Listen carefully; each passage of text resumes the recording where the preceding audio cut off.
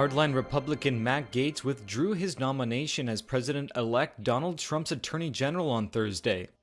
In a post on social media platform X, Gaetz said, quote, "There is no time to waste on a needlessly protracted Washington scuffle. Thus, I'll be withdrawing my name from consideration to serve as Attorney General."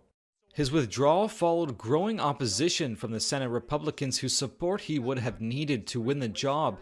Gaetz, who resigned from the House last week, was the subject of an ethics committee probe into allegations of having sex with a 17-year-old girl.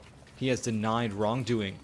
Since the president-elect nominated Gaetz last week, the close Trump ally faced questions over his qualifications to serve as the country's top law enforcement official and his past conduct.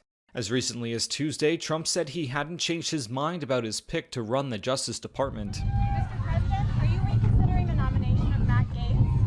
No.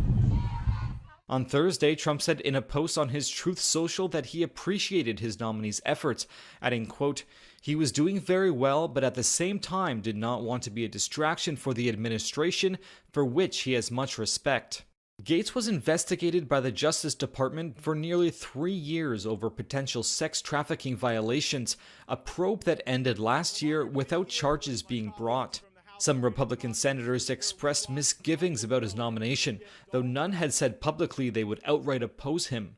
Republican Senator Cynthia Lummis said Gaetz' decision to withdraw gives Trump the opportunity to nominate an attorney general with, quote, "fewer headwinds in the Senate."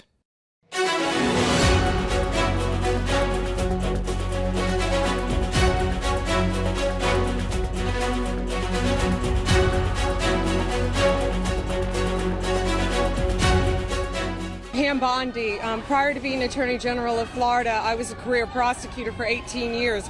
I prosecuted hundreds of jury trials in a courtroom very similar to the one today.